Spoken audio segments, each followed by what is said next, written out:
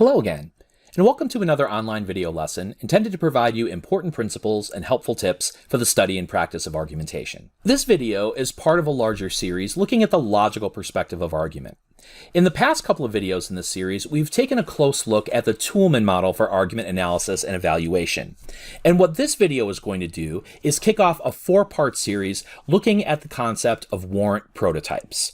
Typical forms of argumentative reasoning that you're going to see in lots of different human arguments. This video in particular will focus on two specific prototypes, authoritative reasoning and motivational reasoning. In addition, this video is going to establish specific tests for evaluating the logical soundness of warrants, tests that we can apply to all sorts of prototypes of reasoning. But let's get down to it. What do we mean by prototypes of reasoning?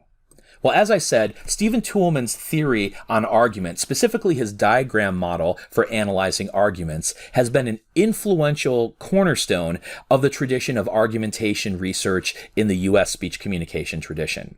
In particular, two scholars in 1960, Wayne Brockreedy and Douglas Enninger, introduced Toolman's theory to the U.S. communication scholarly community. And not only did they describe how the theory worked generally speaking in terms of the different parts of argument and how they fit together, they also used Toolman's theory as an opportunity to classify, to provide a typology of the different types of reasoning that happens in all manner of human arguments. They make the argument in their article, we may classify arguments by recognizing the possible routes which the warrant may travel in performing its function. In other words, if you have data that is providing support for a specific claim, we know that the warrant provides the inferential leap that authorizes the jump from believing the data to believing the claim.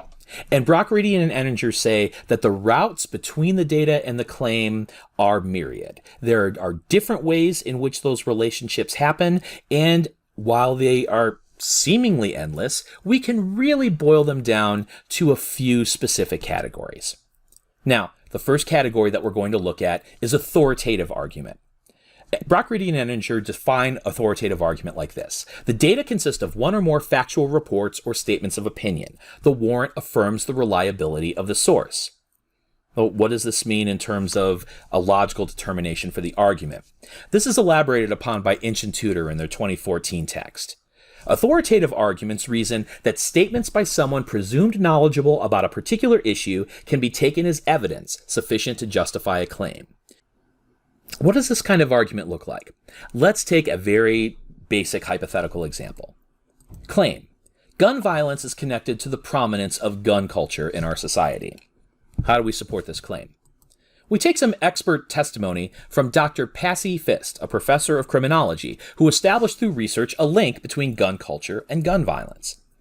Notice the relationship between the data and the claim here. The claim essentially makes a point that something is true because an expert authority in the data of the argument says that it's true. And the warrant is pretty simple. We can rely on the findings and opinion of Dr. Fist.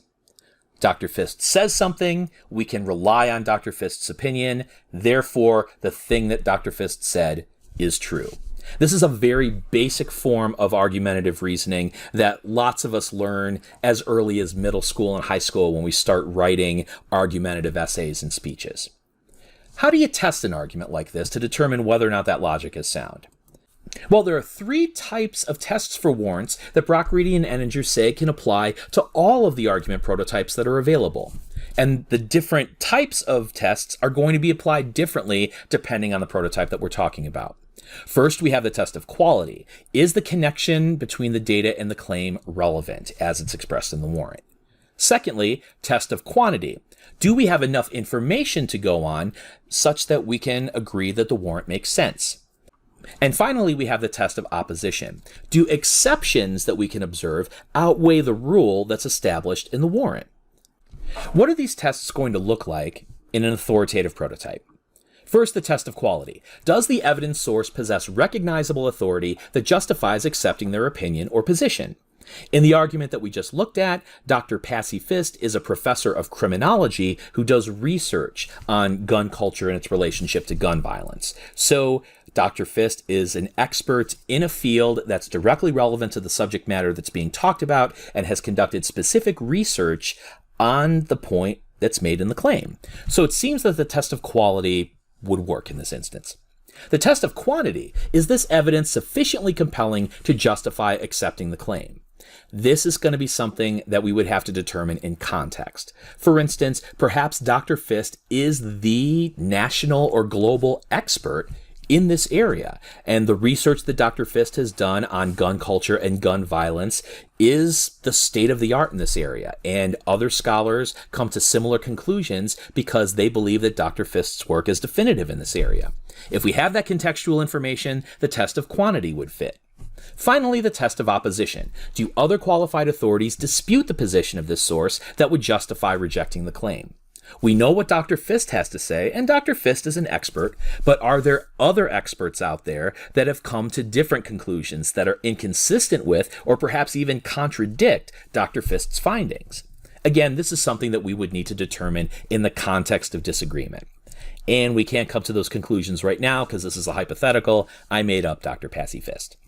Let's look at an example that's a bit more real world. If we recall an earlier video in this series, I shared with you an argument made by the NASA Global Climate Change Initiative with regard to climate change, specifically with regard to the impact of human activity, specifically the use of fossil fuels technology in contributing to global warming trends. In a paper that's presented on the NASA website, they make the following statement. Multiple studies published in peer-reviewed scientific journals show that 97% or more of actively publishing climate scientists agree. Climate warming trends over the past century are extremely likely due to human activities. In addition, most of the leading scientific organizations worldwide have issued public statements endorsing this position. If we diagram this argument out using the Toolman Method, here's what we get. NASA makes the following claim. Human fossil fuel use contributes to abnormal and dangerous levels of global warming. The data that they provide is this. Over 97% of publishing climate scientists find that human fossil fuel use contributes to abnormal and dangerous levels of global warming. So the claim is made based on these scientists that have essentially said so. And the warrant that's being provided implicitly, hence the dotted line box, is that we can rely on the findings and opinion of this over 97% of climate scientists. However, the white paper from NASA does provide backing for this implicit warrant. The fact that there is a global scientific consensus and that the fact that all of these scientists agree, not to mention the nearly 200 international science societies and organizations around the world, all basically agree on this central point. So in terms of the tests of evidence that we discussed in a previous video, this has external consistency all over the place. So let's apply our tests of authoritative warrants. The test of quality. Does the evidence source possess recognizable authority that justifies accepting their position or opinion? Well, we've got not just climate scientists, but we've got climate scientists that are actively researching and publishing in peer-reviewed journals. This means that not only are they researching in a relevant area for the claim, but also that their research has gone through the hopper of extensive vetting through their professional argument field in order to get published. And so if over 97% of scientists that are publishing in this area all come to the same conclusion, well, not only are we meeting the test of quality, but we're certainly meeting the test of quantity. Is this evidence sufficiently compelling to justify accepting the claim? Over 97% of the active scientists in this field around the world all agree. That's a pretty big application of the test of quantity. Now, finally, the test of opposition. Do other qualified authorities dispute the position of this source that would justify rejecting the claim? Well, there's other people out there disputing this position, but do they make the test of opposition cut against NASA's argument? Let's take a look at an example. In an earlier video, I introduced you to the Heartland Institute, a think tank that does a lot of public advocacy, essentially trying to debunk the scientific consensus on global warming. And one of the arguments they presented on their website was backed up by a video of a speech by Dr. Ivar Giaver, a Nobel Prize-winning physicist who won the Nobel Prize on his work with regard to electrons and how they behave in superconductors. The speech basically focuses on the thesis that global warming is pseudoscience. So, in a nutshell, here's the argument that the Heartland Institute presents using Giaver as an authority. Claim: the argument regarding human-caused climate change is pseudoscience. Data: physicist Dr. Ivar Giaver contends that the argument regarding human-caused climate change is pseudoscience. The implied warrant: we can rely on the opinion of Dr. Giaver. And the backing that's actually presented explicitly that's supporting the reasonableness of the warrant is that Giaver is a Nobel laureate. Okay, smart guy making a claim. Does it pass the tests of authoritative reasoning? The test of quality. Does the evidence source possess recognizable authority that justifies accepting their opinion or position? Well, in the argument's favor, Dr. Giaver is a Nobel Prize-winning scientist. That is very prestigious, and it speaks to Giaver's intellect and his scientific acumen. On the other hand, he's a physicist that's looking at electrons in superconductors. Giaver has never done any research in climate change or indeed any bioscience whatsoever. And the only work that he's done in this area has been speaking on a panel with other Nobel laureates, none of whom were climate scientists or had any research in this area, all basically making the same argument. So, this is a smart scientist, but is the authority recognizable enough to justify accepting their opinion on this claim? Maybe not. Test of quantity. Is this evidence sufficiently compelling to justify accepting the claim? And let's pair that with the test of opposition. Do other qualified authorities dispute the position of the source that would justify rejecting the claim? The Heartland Institute has collected a small number of scientists and other public officials that have argued a similar point to Giaver, that global warming due to human activity is pseudoscience. However, none of these quote-unquote experts have engaged in any peer-reviewed scholarship in climate science that has been published and met the standards of that particular argument field to be able to present this counterposition. So you've got a small number of relative non-experts making this point, as opposed to the over 97% of actively publishing climate scientists in the world. So in terms of the test of quantity and the test of opposition, the Heartland Institute's use of Nobel laureates like Giaver to debunk climate change science really doesn't cut the mustard. Okay, so that's how authoritative arguments work. Let's take a look at a very different type of argument. According to Greta and Ettinger, a motivational argument is the kind of argument that often is going to be made when we have factual data leading to a claim on a point of value or a point of policy. How do you get from factual evidence to a claim making a subjective evaluation of worth or merit, or a claim suggesting that a certain course of action should or should not be taken? How do we get from an is to a should? According to Greta and Ettinger, a motivational warrant provides a motive for accepting the claim by associating it with some inner drive, value, desire, emotion, or aspiration. In other words, we'll accept the claim because, based on the evidence, accepting the claim is going to give the audience something they need or something they want. How would this work? Here's a familiar example. You should take online summer classes. Why should you accept this claim? Well, let me give you some data.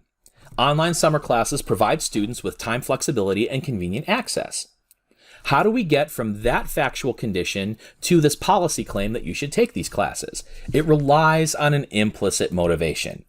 You want class options that provide time flexibility and convenient access. Online summer classes provide these benefits.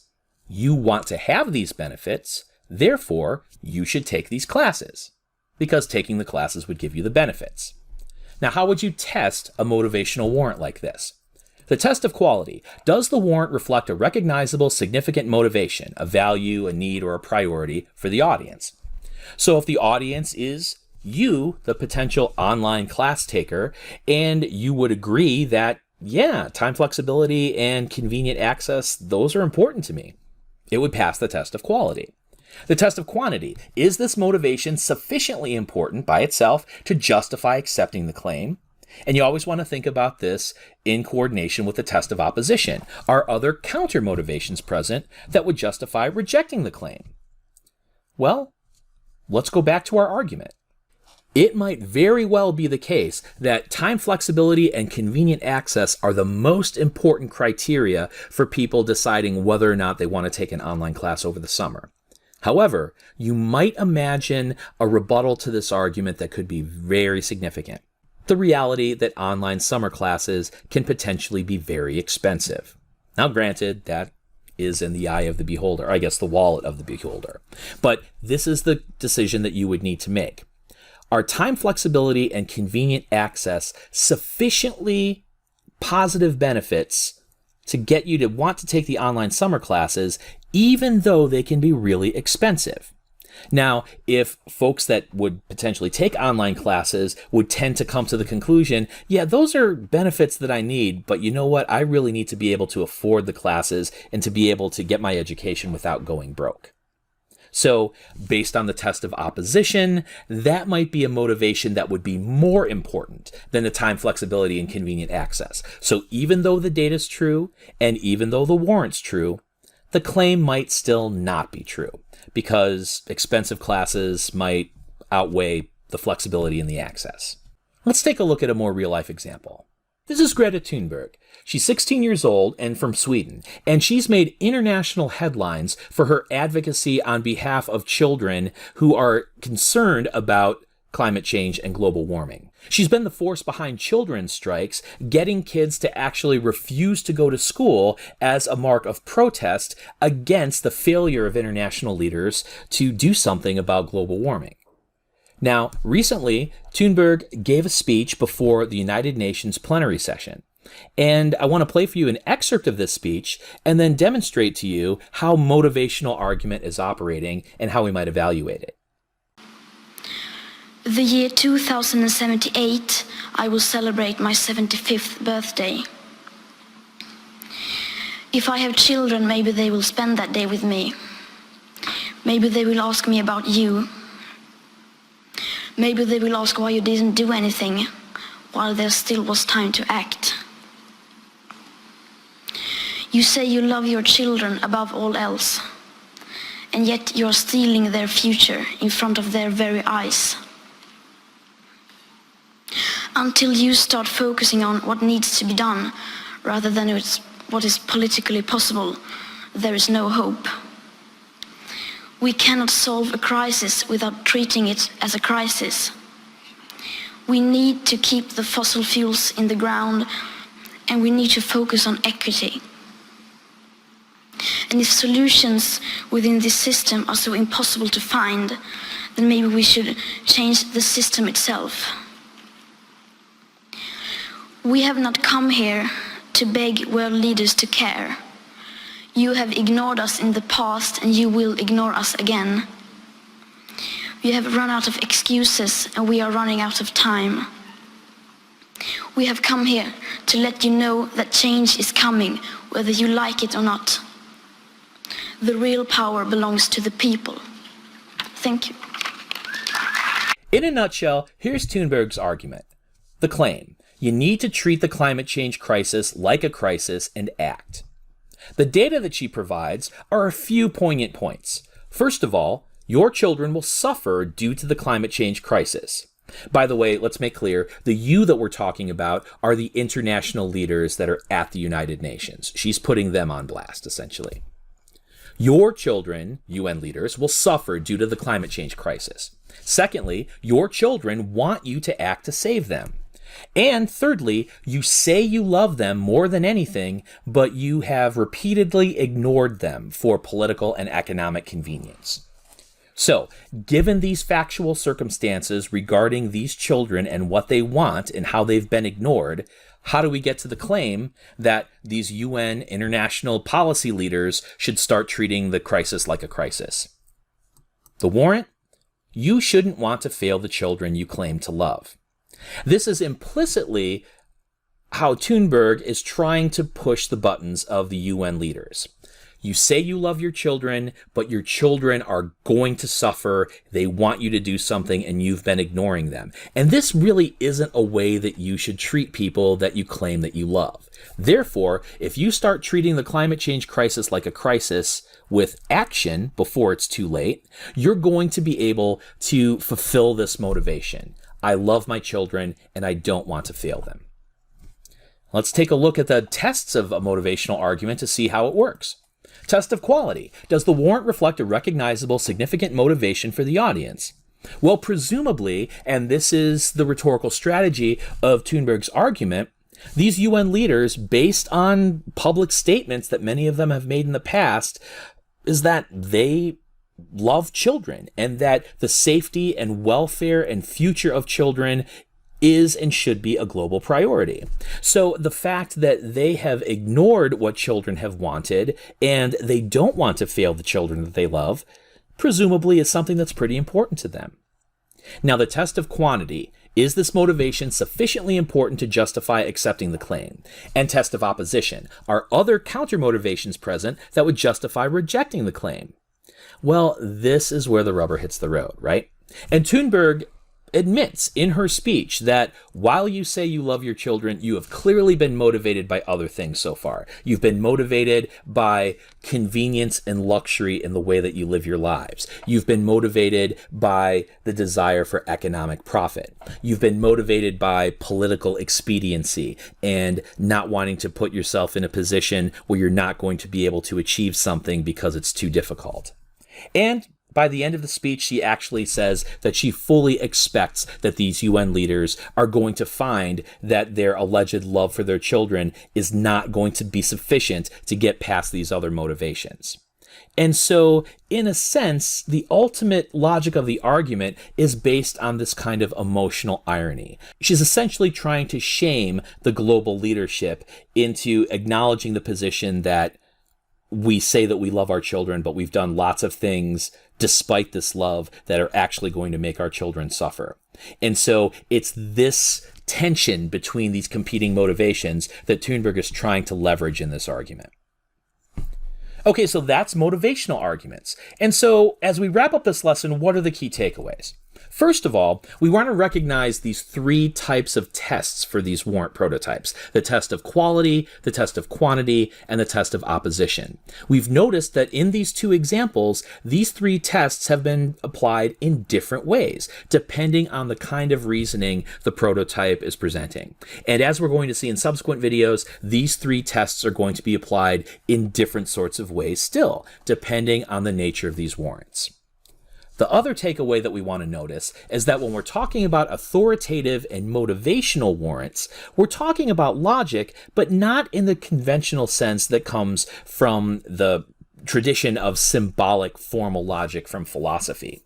When we're talking about the underlying logic of an authoritative argument that depends on whether or not we think someone is sufficiently expert and authority enough that we should defer to their opinion, or if we find ourselves in the case of a motivational argument deciding whether or not the claim is going to fulfill a sufficiently important need or want that we have, we're going to have to look beyond the relationship of the data and the claim to the larger context.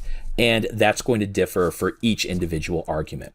But the types of arguments that are being made when an authoritative or a motivational argument are being used are going to take the same basic prototypical structure. And so if we can recognize these prototypes, then we can apply the tests for evaluating warrants in a way that makes sense.